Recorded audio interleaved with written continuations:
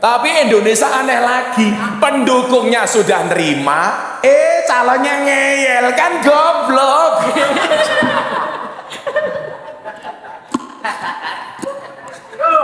Kok geting aku gitu loh. Makanya mohon maaf, wahai para capres yang gagal, jangan mengeluh.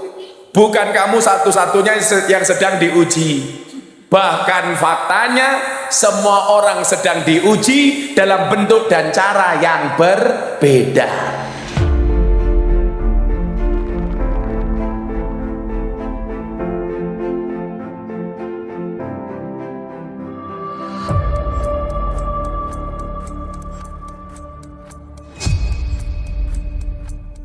Assalamualaikum warahmatullahi wabarakatuh.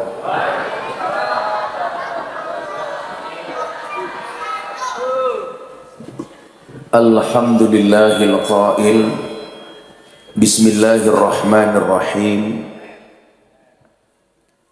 Yarfa'illahu alladhina amanu minkum walladhina utul ilma darajat. Allahumma salli wa sallim wa barik ala hadan nabiyil karim Sayyidina wa maulana Muhammadin wa ala alihi wa ashabil mujahidin at-tahirin. Rabbi shrah li sadri wa yassir li amri wahlul 'uqdatam min lisani yafqahu qawli, amma ba'du. Hadratal muhtaramin, para masyayikh, para kiai, alim ulama, tokoh agama, tokoh masyarakat, para sepuh, bini sepuh, takmir masjid dan musola yang saya muliakan, para pejabat yang berkenan hadir dalam semua tingkatannya yang saya hormati, segenap panitia penyelenggara pengajian dalam rangka haflah akhirus sanah Madrasah Diniyah Nurul Huda yang dimeriahkan grup Hadroh Al-Karomah Batang. Batang apa Batang? Bapak Ibu warga masyarakat Karang Malang, Jati Lawang yang berbahagia. Alhamdulillahirabbil alamin, malam hari ini walaupun cuacanya dingin tapi hati saya rasanya hangat. Walaupun mungkin badan saya capek tapi hati saya senang. Tahu kenapa alasannya? Karena calonnya menang.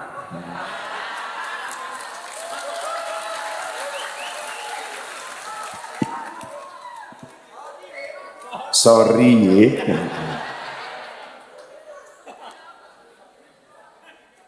Selain memberikan hidayah iman, ternyata Allah juga memberikan ujian kepada kita. Sebelum saya lanjutkan, ini kru TV saya, BTV hadir. Jalan dakwah Gus Miftah yang tayang setiap Sabtu dan Minggu jam 12 siang di BTV. Tepuk tangan untuk BTV.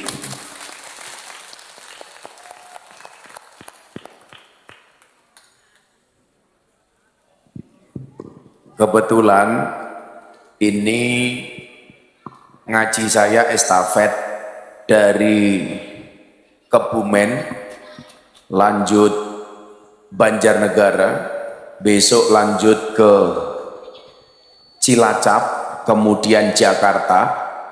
Dan hari Sabtu jam 10 pagi saya diundang pengajian Isra Mi'raj di Hambalang, di rumahnya Pak Prabowo.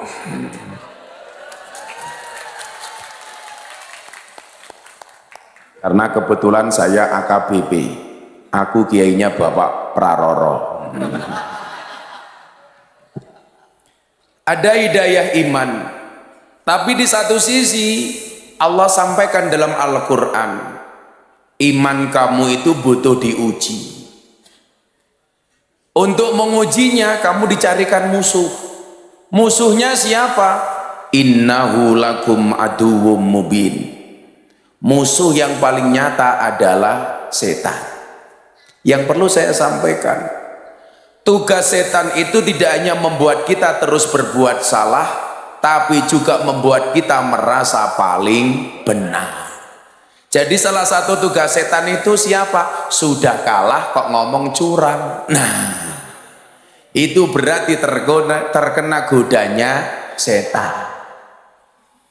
Makanya tadi saya dapat telepon dari Jakarta, Gus, besok Ramadan Gus Miftah ngisi ngabuburit di perusahaan kami ya, menjelang buka puasa.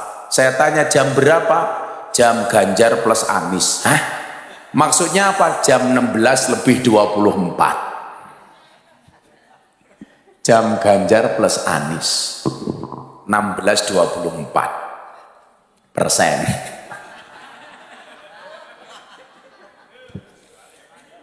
Tugas setan tidak hanya membuat kita terus berbuat salah. Kalau orang berbuat salah itu setan belum menang.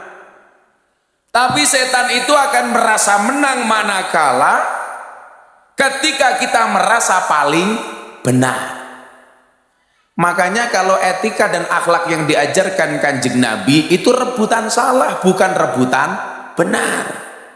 Contoh, Nabi Muhammad pulang kemalaman dari masjid, Siti Aisyah sudah tertidur, ketuk pintu, Siti Aisyah tidak bangun. Akhirnya Kanjeng Nabi tidur di depan rumah.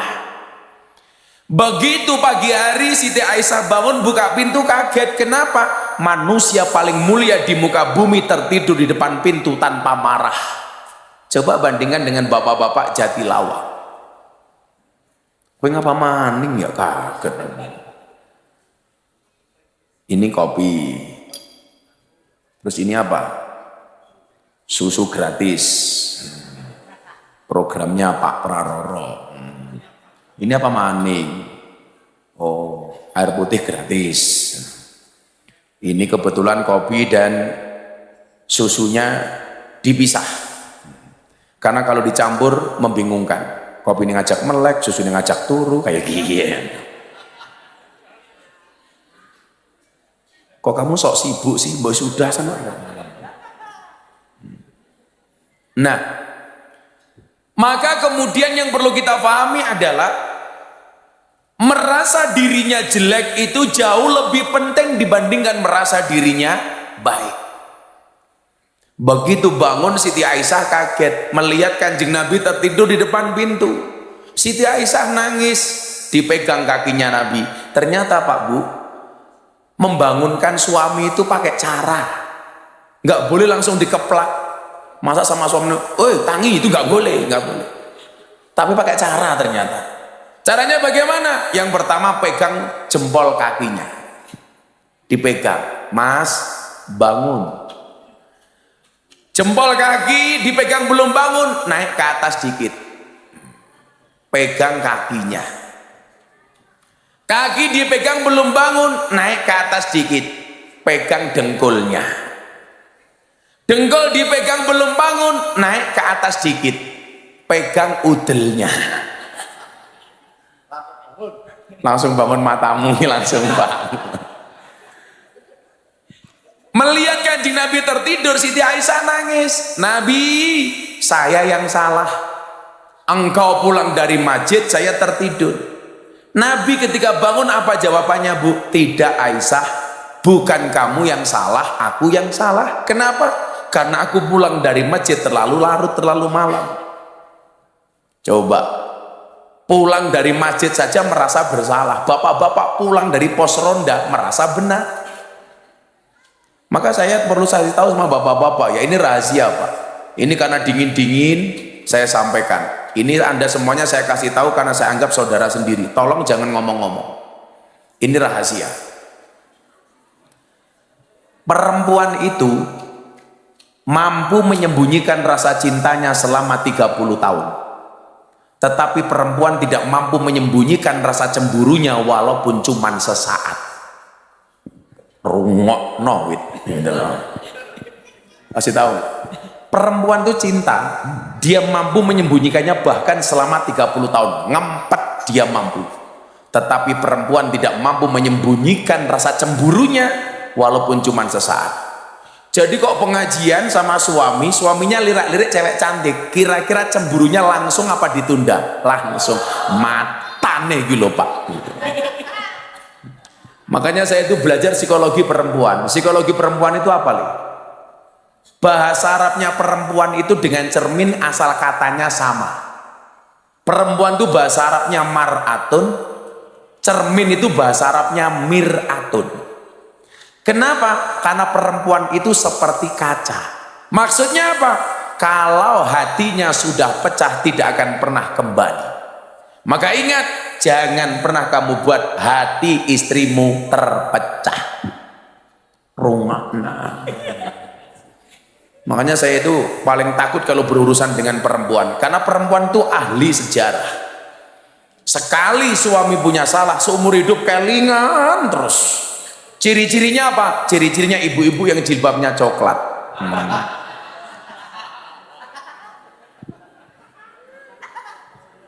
Oh, coklat semua ya. Yang jilbabnya hitam insya Allah lebih parah. Nah, maka evaluasinya kemudian apa? Bahwa iman ini perlu dijaga. Karena setan ini senantiasa mengintai imanmu. Setan tidak mengintai hartamu. Setan tidak mengintai sertifikat dan depositomu. Setan tidak mengintai perusahaanmu, tidak melihat mobilmu, tetapi setan senantiasa mengintai iman darimu dan berusaha mencurinya darimu. Kenapa? Karena setan tahu harta yang paling berharga bagi seorang muslim adalah iman. Makanya kemudian kita diingatkan, wala tamutunna illa wa antum muslimun. Janganlah kamu mati kecuali dalam keadaan Islam. Saking pentingnya itu, mohon maaf, perintah takwa itu selalu dibaca setiap khutbah Jumat. Ittaqullah, ittaqullah, ittaqullah, summa taqullah haqqa tuqatih wa la tamutunna illa wa antum muslimun. Celakanya apa? Bapak-bapak setiap Jumatan tapi nggak paham pesannya khotib. Kenapa nggak pernah paham? Karena khotibnya bengok-bengok khutbah, jamaahnya khusyuk tidur. Betul Mbak? Makanya saya itu paling nggak mau suruh khutbah Jumat, karena saya tersinggung. Kita sedang khutbah malah ditinggal tidur. Nomor dua, kenapa saya nggak mau khutbah Jumat? Karena khutbah Jumat itu nggak boleh lucu, harus khusyuk. Kan nggak aneh. Masa khutbah kok lucu? Hai papa-papa, itu kan nggak mungkin. Rugi dong. Hidup capek-capeknya ada orang khutbah ditinggal micek, kan bajingan. Makanya saya nggak mau itu. Saya itu juara khutbah Jumat. Padahal rahasia umum. Begitu khotibnya pakai tongkat begini. Ya ma'asyiral muslimin wa sumratal mu'minin rahimakumullah. Jamanya mulai kelihatannya khusyuk banget, ternyata produksi air mineral. CS. Memang kadang-kadang luar biasa setan itu loh. Kita mau tidur di atas ranjang, baca doa loh. Saya itu kalau mau tidur, semua doa saya baca, mata saya nggak merem-merem. Saya itu pernah diundang pejabat di Jakarta Pak, dicarikan hotel Presiden Suite, semalam kamarnya 35 juta semalam. Jadi bayari kamar saya di Jakarta waktu itu lebih besar daripada amplopnya Jatilawang.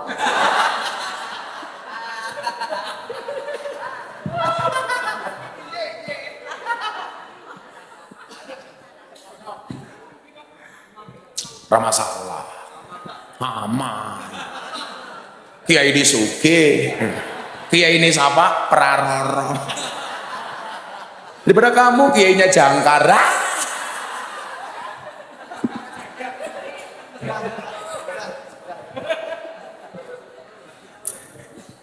Selalu ala Nabi Muhammad. Saya itu kalau mau tidur nih, anak-anak muda itu, tak kasih tahu tips supaya kamu dapat jodoh yang bagus. Kalau mau tidur kamu sholawatan dulu nih, nggak usah panjang-panjang. Allahumma sholli ala sayyidina Muhammad wa ala ali sayyidina Muhammad. Untuk siapapun yang menjadi calon istriku, Al-Fatihah. Kamu doa sama Allah, ya Allah, izinkan saya menjadi imam sholat untuknya ya Allah. Namun bila dia tidak mau saya imami, izinkan saya menyolatkannya ya Allah. Rugi dong. Kadang-kadang mohon maaf, saya itu tidur di kamar seharga 35 juta. Begitu mau tidur gak bisa, Nduk. Tangan saya angkat, semua yang disunahkan untuk dibaca saya baca. Bahkan saya tambahi yang dimana-mana saya bilang, saya itu kalau mau tidur baca doa 4. Yang pertama, ya Allah ya Rabb, ampuni semua dosa saya, amin. Yang kedua, ya Allah ya Rabb, ampuni dosa bapak ibu saya, amin. Yang ketiga saya berdoa, ya Allah ya Rabb, ampuni dosa semua orang yang mencintai saya, amin. Dan yang keempat, ya Allah ya Rabb, ampuni dosa semua orang yang membenci saya, amin. Jangan salah, jangankan yang mencintai, yang membenci loh saya doakan. Makanya saya itu nggak pernah sakit hati. Saya mau dibully kayak apapun, saya nggak akan mati. Kenapa? Karena saya punya prinsip, kalau ada orang menjatuhkanmu, bersyukurlah, berarti kamu tinggi. Kalau ada orang menjelek-jelekanmu, bersyukurlah, berarti kamu baik.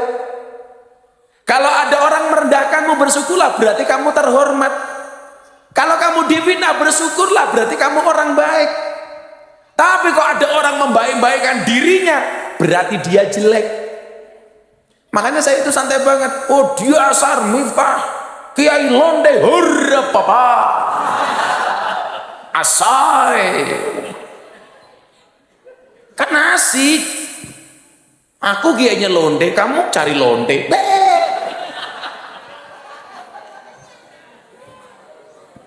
Sorry ye. Nah, makanya kemudian apa? Iman itu perlu dijaga. Kenapa iman perlu dijaga? Karena Imam Al-Ghazali mengatakan al-imanu karih. Iman itu seperti angin. Yang namanya angin, nak, itu kadang-kadang kenceng, kadang-kadang lemah. Kadang-kadang angin itu kuat, kadang-kadang lembut. Kadang angin itu kencang. Angin.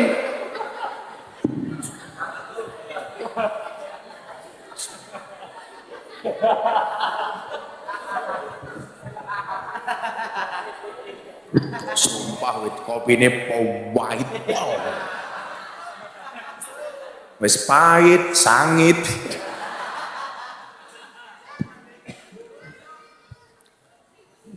Nah, bagian juga kemudian intimidasi, tipu daya yang dilakukan oleh setan itu apa? Bulian-bulian netizen le. Kita kuat apa enggak? Makanya dulu saya nulis di status media sosial saya apa? Jangan membangun penjara untuk dirimu sendiri yang jerujinya adalah opini orang lain. Kita tuh kadang-kadang aneh ya Pak ya, bukan kiai tapi ngomentari kiai. Kiai kok kayak gitu. Ini kan aneh, duduk kiai ngomentari kiai. Kiai kok kayak gitu ora pantes. Ukuran pantes atau enggaknya kiai itu bukan berdasarkan cangkemmu. Lucunya lagi apa? Kiainya tersinggung. Wong kiai dikomentari ora kiai kok tersinggung, berarti mandek kok anggene dadi kiai. Contoh, saya dikritik begini. Gus Miftah kiai kok ngurusi capres. Apaan? Saya meyakini orang yang mengatakan Gus Miftah kiai kok ngurusi capres itu dua kemungkinan. Kemungkinan pertama, orang jahat. Kenapa orang jahat? Karena kalau ada kiai di sampingnya capres, orang jahat gak bisa masuk. Makanya kepentingan orang jahat menjadi terhambat gara-gara ada kiai di samping capres. Kalau nggak ada orang baik di samping capres, maka orang jahatnya masuk. Kemungkinan kedua siapa? Kemungkinan kedua adalah orang yang beda pilihan. Kalau pilihannya sama, nggak mungkin. Makanya kemudian saya bilang, seharusnya banyak kiai di samping capres itu saya malah bersyukur. Umpamanya kemarin Mas Ganjar didampingi Kiai, bagus. Mas Anies didampingi Kiai, bagus. Mas Prabowo didampingi Kiai, bagus. Kenapa? Karena amalia seseorang itu tergantung circle-nya. Kalau yang berada di sekeliling capres yang orang ahlu sunnah, maka amalia calon presidennya pasti ahlu sunnah. Kalau di sekeliling capresnya ini mohon maaf orang Wahabi, maka dia jadi Wahabi. Kalau di sampingnya capres ada Habib Lutfi, maka amalnya seperti Habib Lutfi. Maka kalau ada orang mengatakan nggak boleh kiai capres-capresan, itu karena beda pilihan, Pak. Makanya di dunia ini yang paling susah dinasihati ada 3. 1 Fir'aun, 2 orang jatuh cinta ketika pendukung capres. Wangel dikandani, Pak. Tapi Indonesia aneh lagi, pendukungnya sudah nerima, calonnya ngeyel, kan goblok.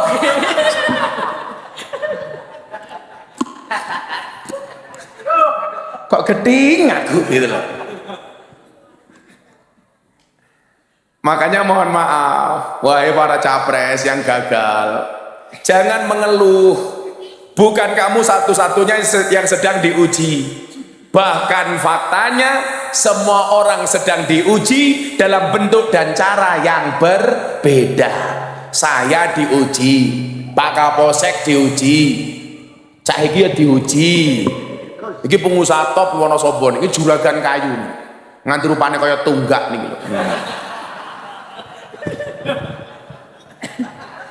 Ujiannya, saya ingin ini, wah, pengusaha iki omahe mewah, rumahnya megah, mobilnya mewah, istrinya hoha-hoha. Kamu juga nggak sadar bahwa pengusaha itu semakin kaya utangnya juga semakin banyak. Ayo taruhan sini, ada nggak Mbah Mudin yang ngurusi orang mati namanya siapa? Namanya apa di sini? Mudin apa Ibi? Apa? Oh Kayim. Kayim. Ayo sekarang ini pengusaha namanya Mas Bibit, pengusaha kayu terbesar di Wonosobo. Sama Kayimnya Jatilawang, kira-kira utangnya banyak Wiwit pengusaha apa Mbah Kayim? Pengusaha. Mbah Kayim tuh malah gak punya utang, uripe kepenak, orang duwe rokok, orang duwe udut, orang duwe beras, tanggane mati mangan.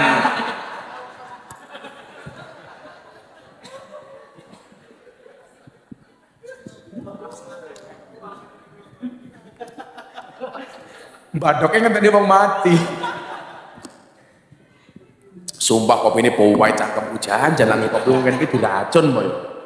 Jangan-jangan ada sianida ini. Kamu tahu sianida apa? Siap nikahi janda. Iya. Rugi dong cangkemmu. Kalau kamu nikah dengan janda nggak rugi le. Kalau kamu nikah dengan janda, otomatis nggak ada malam pertama, adanya malam terusan. Wes tahu. Nah, maka kemudian apa? Karena kita tahu hidup itu butuh, hidup itu ada ujian. Makanya iman ini perlu dijaga. Bagaimana menjaganya? Dengan ilmu. Makanya yang diangkat derajatnya oleh Allah itu ada 2. Berapa le? 2. Yang akan diangkat derajatnya oleh Allah itu ada 2. Maka lumrah kalau yang menang 2.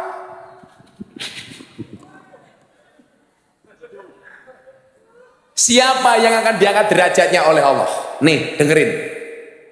Kamu lihat jari saya, jangan lihat cincin saya. Pamer matamu, pamer. Copot gua isin.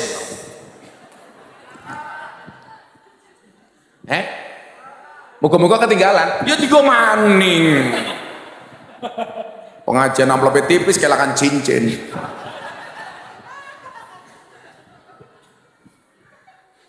Sallu ala Nabi Muhammad. Ini yang akan diangkat derajatnya oleh Allah. Saya berdoa mudah-mudahan semua yang datang derajatnya diangkat oleh Allah. Siapapun yang datang malam hari ini yang sakit diangkat penyakitnya. Yang sakit disembuhkan. Yang susah disenangkan. Yang sedih dibahagiakan. Yang berhajat dikabulkan, yang bermasalah disolusikan, yang jomblo dinikahkan, dan yang suka ngeslot segera dimatikan.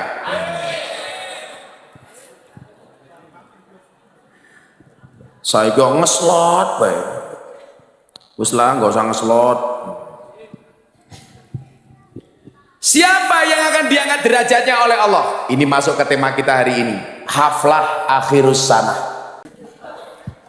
Yarfa'illahu alladhina amanu minkum walladhina utul ilma darajat. Yang akan diangkat derajatnya oleh Allah itu dua golongan. Yang pertama siapa? Yang punya iman. Yarfa'illahu alladhina amanu, orang yang punya iman. Baru kemudian yang punya ilmu pengetahuan. Ini menunjukkan apa? Bahwa iman itu harus didahulukan dibandingkan ilmu. Yang menjadi problem hari ini, orang lebih mendahulukan ilmu dibandingkan iman. Maka kalau ada perintah agama biasanya malah bertanya, bisa nggak dilogikakan, bisa nggak dimasukkan akal? Itu salah nih. Yakin itu lebih dahulu dibandingkan ilmu pengetahuan.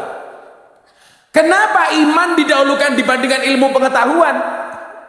Tidak semua ajaran agama itu bisa dirasionalisasikan. Contoh Pak, saya mau cerita. Di Eropa itu sekarang banyak orang meninggalkan gereja. Kenapa? Mereka meyakini keberadaan Tuhan, tetapi mereka nggak mau terbelenggu dengan agama. Kalau orang yang nggak percaya dengan Tuhan itu namanya ateis. Orang yang percaya dengan Tuhan tapi tidak percaya dengan agama namanya agnostik. Percaya sama Tuhan tetapi tidak percaya dengan institusi agama. Makanya saya sampaikan, Mbak Kiai ngapunten. Kalau bisa orang beragama itu nggak usah dibuat susah, jangan dipersulit, dibuat saja mudah, betul? Contoh institusi yang mempersulit, masjid. Saya tuh kadang-kadang protes sama takmir. Kalau mau bikin masjid Pak Lurah, itu biasanya ngemis-ngemis di jalan, minta-minta sumbangannya untuk masjid, sodakohnya untuk masjid. Tetapi begitu masjid sudah jadi, kakean peraturan, WC dikunci, masjid nggak buka 24 jam. Alasannya apa? Khawatir ada maling masuk masjid. Ini aneh, mau bangun masjid ngemis-ngemis, masjidnya jadi kebanyakan peraturan. Emangnya itu masjid pribadi? Nanti ada maling masuk, Gus. Kalau ada maling masuk masjid, saya seneng. Senengnya di mana? Maling saja masuk masjid, masa orang Jatilawang enggak? Berarti orang Jatilawang kalah sama maling. Rugi dong. Kayak dulu masjid di Toli, ada anjing masuk masjid. Orang protes, dasar anjing. Loh, salah asu di mana? Asu masuk masjid, orang protes, marah. Saya malah bersyukur, itu sindiran. Anjing saja mau masuk masjid, masa orang Islam enggak? Berarti kita kalah sama anjing, kalah karo asu. Loh, kalau belajar setia Mbak Yesugito, kira-kira lebih setia manusia apa asu? Anjing Pak. Asu Pak. Loh, iki laos ngomong asu aku silo ya. Kan aku kiai ini asu.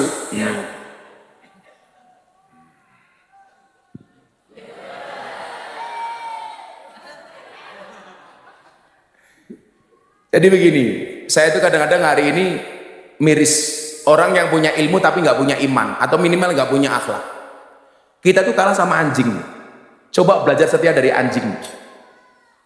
Ada peribahasa Arab mengatakan begini, At-imil kalba salasa ayamin sayat guru kafisala sisanawatin. Berikanlah makan kepada anjing 3 hari, dia akan mengingatmu selama 3 tahun. Anjing dikasih makan 3 hari, ingat 3 tahun. Oi! Oh, saya kaget aku. Anaknya sop, anaknya Sugito ya? Oh, Jojo. Ya apa-apa, bocah cilik seneng pengajian. Ya kayak duit 50.000 kayak. Oh.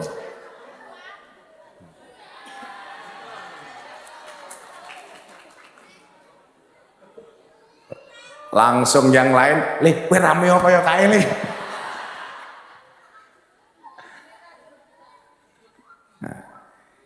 Anjing itu dikasih makan 3 hari, dia akan mengingat yang memberikan makan selama 3 tahun.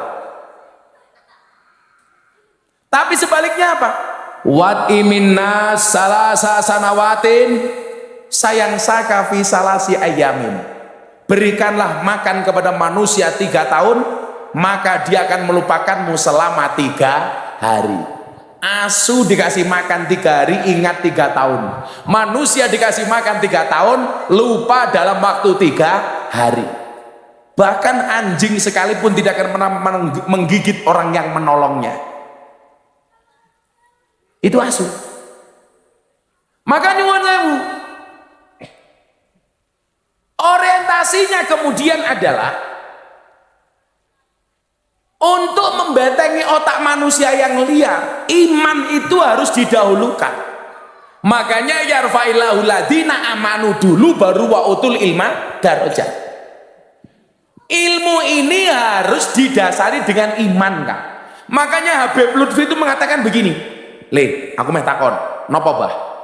Orang belajar agama itu yang benar, akal mengikuti hati atau hati mengikuti akal? Jawabannya yang benar adalah akal mengikuti hati, bukan hati yang mengikuti akal.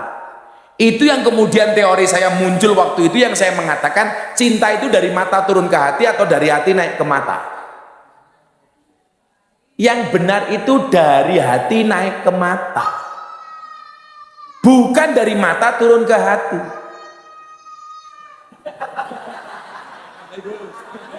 Aku tak tahu apa duit loh gue.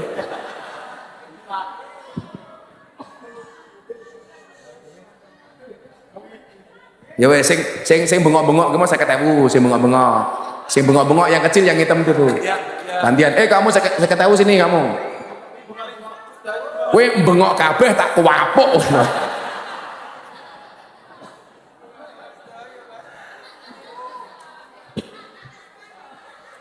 Ini tak kasih tahu ya, Madrasah Diniyah ya, Mbah Gito dan kawan-kawan. Di dalam surga itu ada tempat surga yang paling nikmat dan menyenangkan, Bu Lurah, Bu Camat, namanya Darul Faroh. Darul Faroh itu satu tempat di dalam surga yang paling menyenangkan, namanya Darul Faroh. Dar itu artinya rumah, Faroh itu artinya bahagia. Jadi Darul Faroh itu rumah bahagia. Itu satu tempat di dalam surga. Nabi ditanya, wahai Nabi, Darul Faroh itu untuk siapa? Dijawab, yang jelas bukan untuk bancer yang minggat. Oh, sip-sipan. Darul Faroh itu untuk siapa? Kata Nabi, Darul Faroh itu surga yang paling indah, yang paling nikmat, yang diperuntukkan untuk siapapun yang membahagiakan anak kecil. Jadilah ono madrasah diniyah kaya ning Jatilawang kuwi, kaya ning Karang Malang kuwi, ibu-ibu kirim makanan ke madrasah diniyah. Anda akan berpotensi mendapatkan tempat di surga namanya Darul Faroh. Makanya kalau saya di rumah di pondok itu, Pak, sore kok ada anak diniyah ngaji, kok di jalan ada bakul bakso, saya panggil, Mas, jualan apa? Bakso. Masih banyak, Gus. Ya sana dijual. Saya bilang begitu.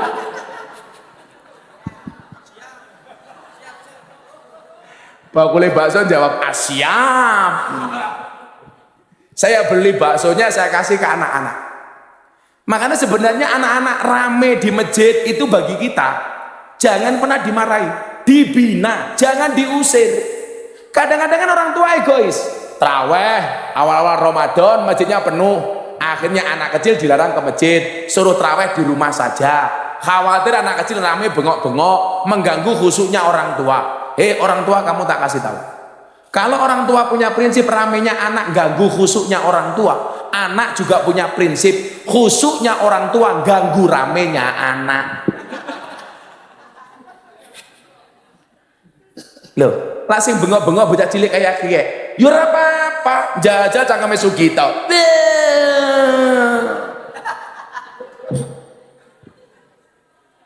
Mbah kita tambahi 50.000, tambahi.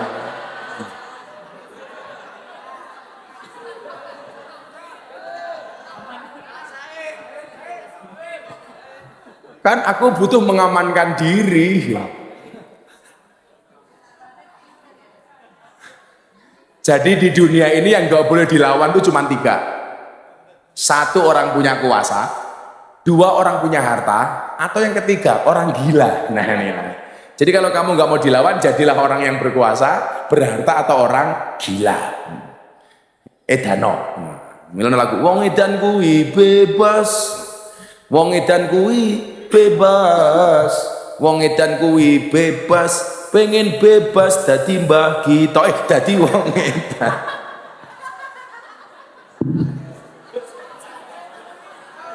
Saya ketemu tambah itu.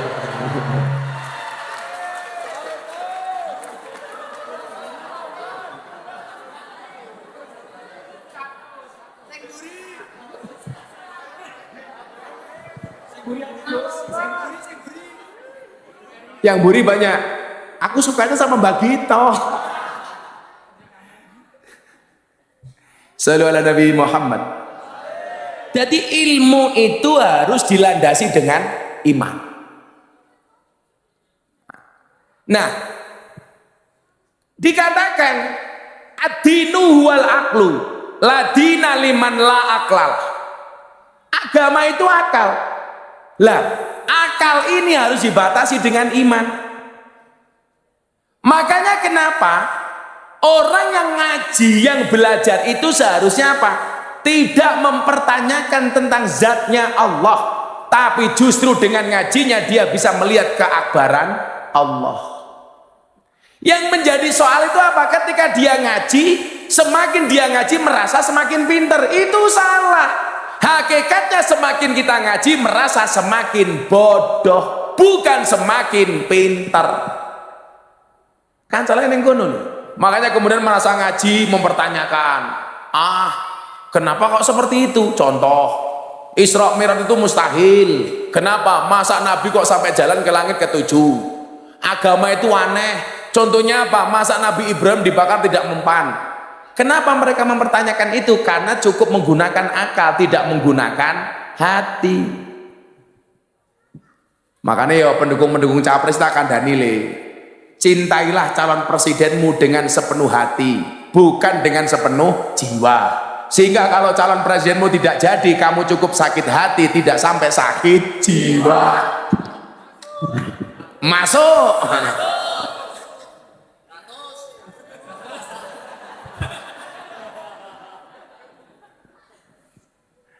Ya Allah, Pak duitku sih oke.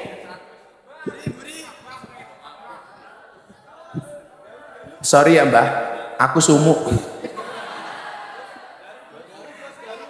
Mburikin darui. Kan wis 1 juta goblok. Oh my ada toko Batang. Saya terakhir itu di Batang di lokalisasi Penundan. Itu lokalisasi paling besar di Pantura sekarang, Mbak.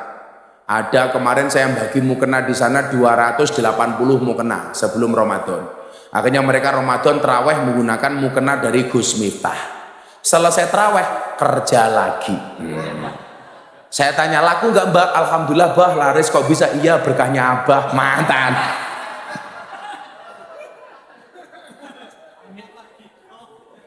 Abah Gito.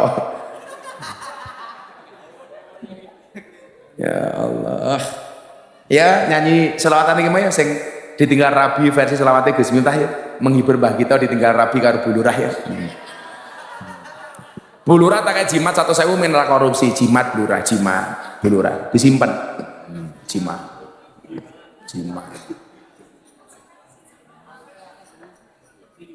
Pokoknya lurah itu pengen selamat cukup dengan menjaga 2 hal. 1 dana desa, 2 BLT. Selamat Bu Lurah. Pak Huho iki anakku iki pokoknya takkan dari apa mana saya jabatan lurah 8 tahun 2 periode. Wah berarti 16 tahun dari lurah sak modare takkan dari kowe nyalon bupati wae Banjarnegara Taiwangi kan keren Banjarnegara punya bupati bertato. Iya saya kemarin sempat sedih mantan bupatinya meninggal. Itu teman saya itu Pak Wingjin itu orang baik itu dulu mantan preman mantan narkobais jadi orang baik tobat. Ya orang ikhlas itu. Kalau ada salah dikit ya lumrah lah. Tidak ada gading yang tidak retak. Kita doakan saja mudah-mudahan amal baik beliau untuk Banjarnegara diterima oleh Allah. Amin. Siapa tahu besok bupati yang akan datang. Lurah viral bertato.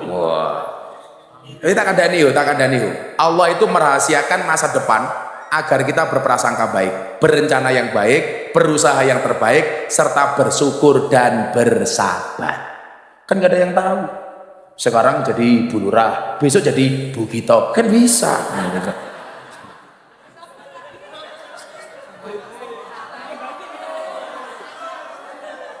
Tambah imani.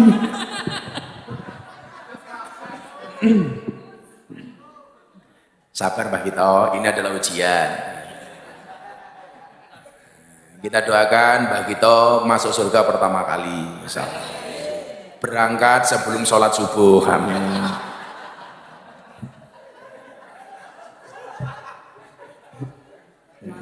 Langsung diumumkan di masjid-masjid di sini, inna lillahi wa inna ilaihi rajiun, telah meninggal dunia dengan tenang Bu Camat.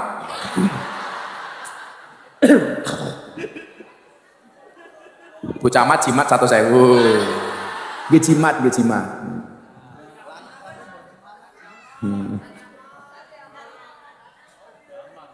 Sari aman daripada mulai saya ditilang. Ya selawatan ya. Aku udah lama banget nggak selawatan ini. Ayo, malah topi cangkemmu loh.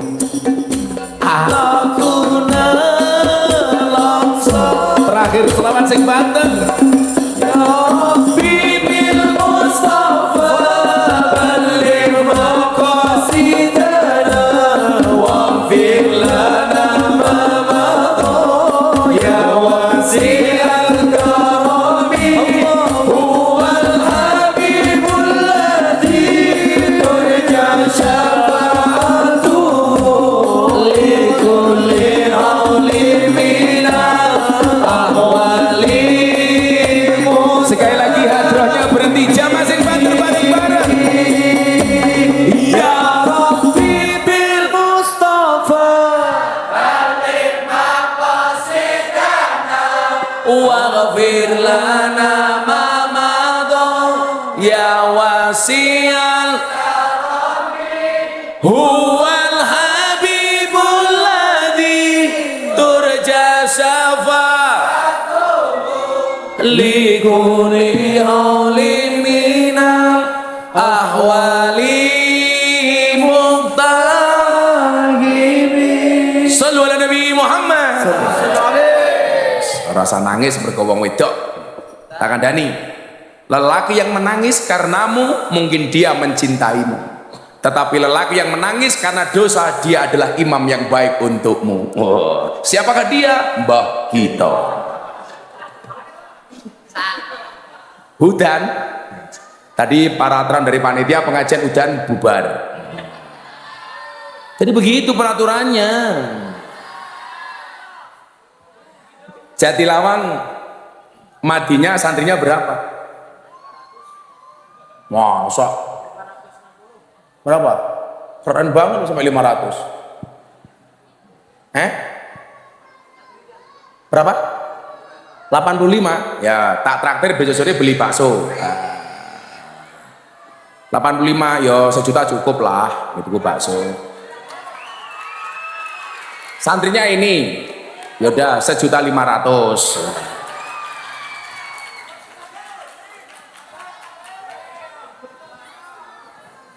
Jadi sebelum Pak Prabowo makan siang gratis, Gus Miftah traktir bakso gratis. Iya.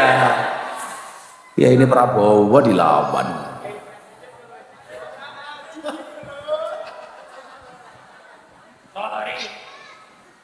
Sejuta tambah 500. Ji, loro, telu, papat, 5. Nyo pengasuhe.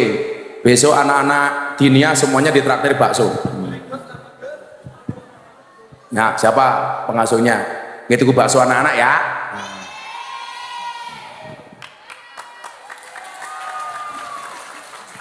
Karena dari tadi saya dirampok, maka mari kita akhiri pengajian kita.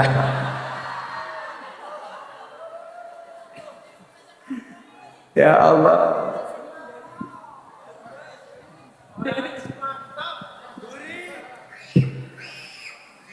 Kalau ini giliran pas kampanye diprotes itu. Iya.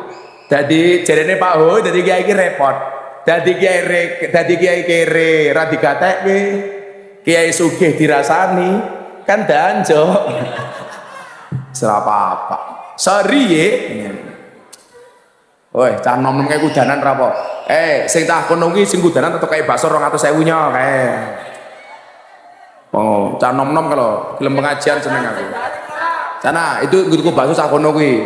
Kono kae. Kono tuku bakso. Kan sudah gurumu. Sorry ya kalau sama cewek aku nggak mau ngasih uang, maunya ngasih nafkah. Iya. Delete maning.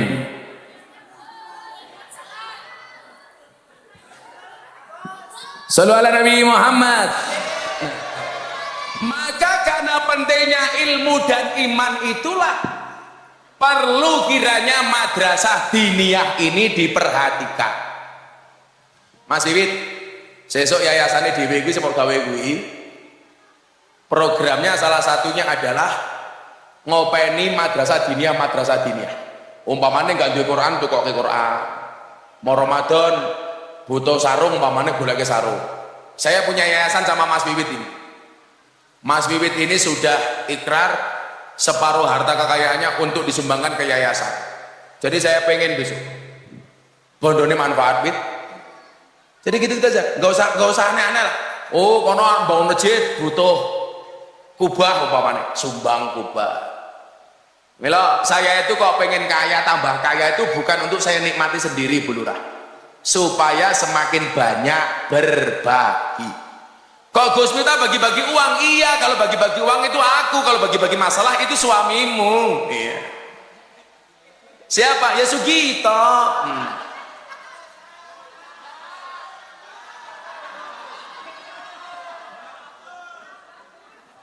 Kayak kita lirik Mbah kita delok apa aja? TikTok ya Allah. Wis tua TikTokan to Mbah. Mosok Mbah kita goyang pargo. Goyang gemoy.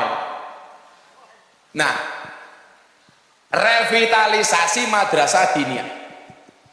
Jadi itu loh Bu Lurah. Kita itu kadang-kadang kurang perhatian terhadap lembaga-lembaga pendidikan seperti madrasah diniyah. Makanya kemudian saya kemarin mengusulkan kepada Pak Prabowo, mbok ada perhatian lebih kepada kiai-kiai kampung. Saya itu dinobatkan sebagai presiden kiai kampung. Saya kemarin punya pasukan pas pilpres itu 25.000 kiai kampung di bawah saya. Saya kasih santunan sesuai apa yang saya mampu. Maksud saya apa? Ini ke depan Pak Ula kowe dadi bupati nih Banjarnegara. Kaya Mbah Kayim, itu harus ada perhatian. Minimal lah kalau lebaran itu dikasih bingkisan.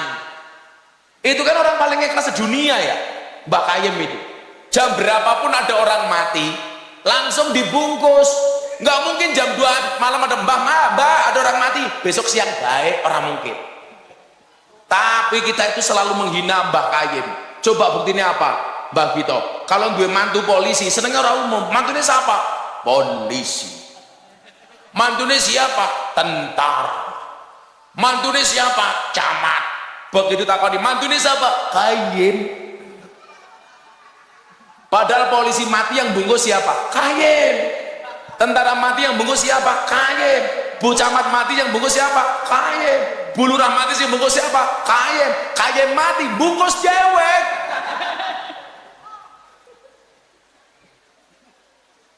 Jadi saya itu pengen merevitalisasi terhadap pendidikan-pendidikan agama, termasuk madrasah diniyah seperti itu. Coba Anda lihat, kalau sekolah itu bayarnya mahal-mahal, tapi kalau madrasah diniyah di mana-mana gratisan. Kalau toh bayar juga nggak seberapa. Di sini mohon maaf Pak, madrasah diniyah sebulan bayar berapa? Berapa Bu? 10.000 tiap hari masuk. Coba Anda bayangkan 10.000 dibagi 30 itu berarti berapa? 300 rupiah. Coba Anda bayangkan, nitipnya anak diajari ngaji, agama, fikih, macam-macam. Sekali masuk 300 rupiah. Kita itu kalau kencing di pom bensin, sekali nguyuh 2000. Nitip uyuh 2000. Nitip anak 300. Berarti anakmu kalah berharga dibandingkan uyuh. Menunggu bapak-bapak yang ngeyel, ya ora apa-apa, kan anak kancane uyuh.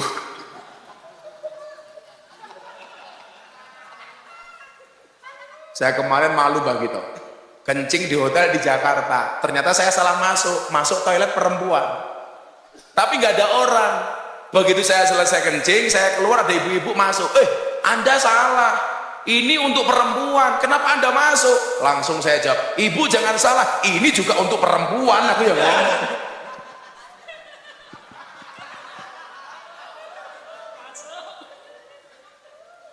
Saya sebenarnya awalnya curiga, karena nggak ada tempat kencingnya. Kalau laki-laki kan di hotel tempat kencingnya berdiri. Saya itu jarang kencing berdiri. Saya mesti nyari toilet duduk. Karena bagi saya kencing berdiri itu risih. Memang itu nggak boleh sama Nabi. Laki-laki itu kencing berdiri nggak boleh Bu, apalagi perempuan. Ya Allah, roto. Aku ngerti kok. Iki sing nguyuh bulurah apa? Mbak-mbake ngerti aku kok.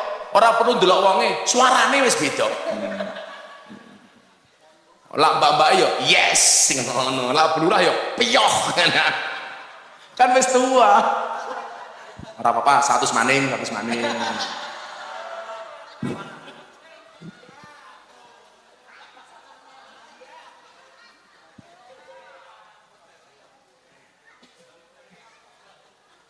Saya itu di toilet aja saya punya etika. Mas Wiwit, saya itu kalau ke toilet pasti bawa tisu. Pak Kapolsek kita kan dan saya itu punya kesadaran bareng-bareng. Toilet umum itu fasilitas publik. Mbok yo ayo dijaga kebersihannya bareng-bareng. Saya itu paling nggak suka kalau masuk toilet kotor, keluar kotor. Kalau saya itu masuk toilet kotor harus saya bersihkan, saya keluar harus bersih. Makanya kenapa saya mesti bawa tisu? Coba kalau semua orang punya mindset kayak saya, meninggalkan toilet harus dalam keadaan bersih, kering. Artinya apa? Setelah kita pakai, disiram, kemudian dibersihkan. Sehingga orang masuk sudah dalam keadaan bersih. Nyaman. Kan kita itu kadang-kadang semena-mena, kencing di toilet umum nggak bisa menjaga kebersihannya Bu Camat biasanya. Kadang-kadang kencing, tahu itu water closet. Kencingnya berdiri, akhirnya uyuwe sak gon-gon. Itu ra pantes, kuwi jadi menungsa apa asu. Kalau saya Bu nyuwun sewu, saya itu di rumah apa-apa dilayani sama santri, kalau pergi bawa ajudan, bawa siapa-siapa. Tapi kalau di toilet, itu pintu klosetnya pasti saya bersihkan ketika saya tinggal. Karena saya merasa saja begini, saya kalau masuk toilet kotor, saya nggak nyaman. Jangan sampai orang masuk toilet setelah saya tidak nyaman gara-gara toiletnya kotor. Kok itu toh, santri saya itu kalau bikin kopi, kok jebret-jebret, saya marahi. Harus dibersihkan dulu. Gak boleh.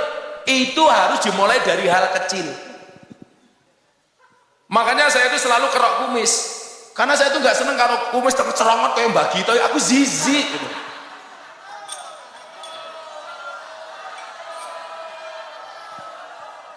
Untuk beli silet lah cukup.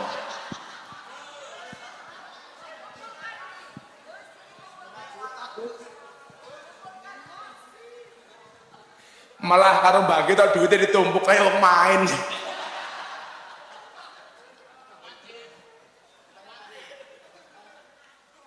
Coba mbak-mbak itu ya, kalau nyediain tamu minum macam-macam, jangan sampai bikin kopi kemudian tengklepret, itu nggak pantas nih. Kalau santri saya marahi. Jaga kebersihan, itu mindset. Ayo, pulang di bojo li, nggawe kopi tengklepret, aku curiga. Jangan-jangan bojomu bar mau kelenteng lepet orang dicewokin dhisik tak kata. Duit tenan Pak. Kalau saya itu di toilet kok masuk toiletnya kotor, saya bersihkan dulu, duduk biar nyaman. Begitu saya pergi, kering dulu dibersihkan. Itu di mana-mana saya kampanyekan. Mbok yo ayolah kita jaga fasilitas umum itu loh. Lah itu berkaitan dengan akhlak. Hebatnya orang ngaji di madrasah diniyah ini apa? Tidak hanya diajari ilmu, tapi juga diajari akhlak. Makanya saya bilang kunci sukses itu ada 3. Yang pertama skill, kemudian yang kedua mindset, yang ketiga attitude. Coba kamu ingat. Yang pertama skill, harus punya keterampilan. Saya nggak bisa apa-apa. Santai. Semua manusia hidup di dunia dibekali keterampilan masing-masing. Saya nggak punya keahlian ceramah kayak Gus Miftah. Mas Wiwit nggak bisa ceramah jadi pengusaha kayu. Pak Oho nggak bisa ceramah jadi lurah. Mbak Gito nggak ceramah dapat duit.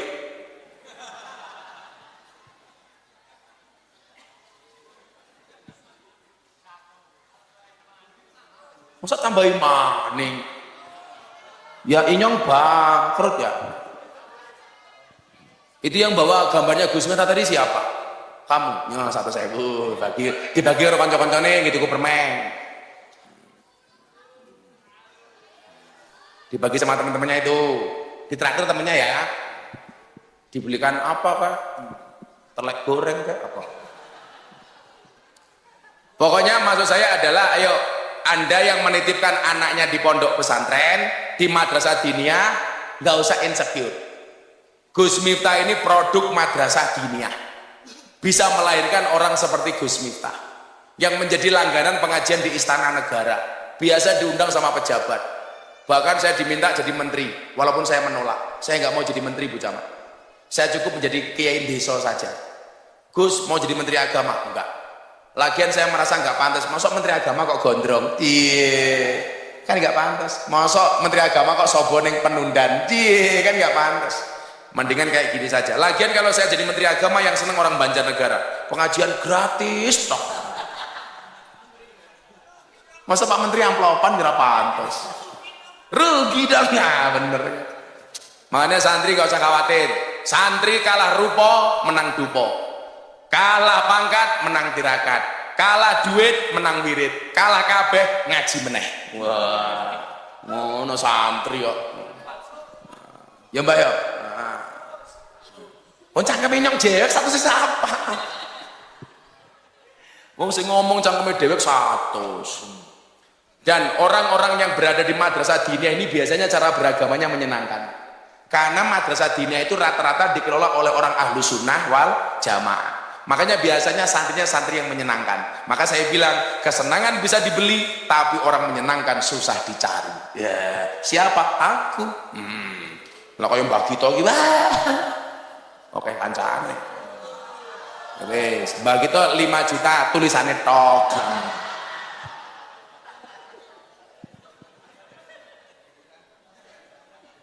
Ya Allah. Ya wes, udah jam 12 sampai saya. Ini duitnya masih sisa gitu ku bakso panitia malam hari ini. Siapa ketua panitianya? Ya kenal gitu ku bakso. Tuh panitia. Yes. Apa? Top FF, mau top up FF. Saya harus jalan ke Cilacap. Kita berdoa bersama-sama mudah-mudahan madrasah diniyah ini senantiasa istiqomah, melahirkan generasi yang dzurriatan thayyibah. Amin. Bismillahirrahmanirrahim. Allahumma sholli ala sayyidina Muhammad wa ala ali sayyidina Muhammad. Walhamdulillahi rabbil alamin.